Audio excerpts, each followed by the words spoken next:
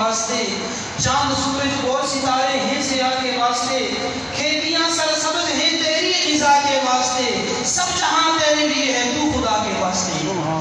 رب کائنات نے سب کچھ تیرے لیے بنایا اور تجھے فقط اپنی عبادت کے لیے پیدا کیا ہے۔ وہ کسی فارسی شاعر نے کہا تھا نا، زندگی آمد برائے بندگی، زندگی میں بندگی شرمندگی۔ فرمایا اللہ تعالیٰ نے جو زندگی دی ہے انسان کو، یہ اپنی عبادت کے لیے دی ہے، اور جو زندگی بغیر عبادت کے گزر جاتی ہے وہ زندگی نہیں، وہ حقیقت میں شرمندگی ہے۔ میرے نوجوانوں، بروز قیامت اللہ تعالیٰ پوچھے گا کہ اے نوجوانوں یہ بتاؤ تم نے اپنی جوانی کہاں گزاری؟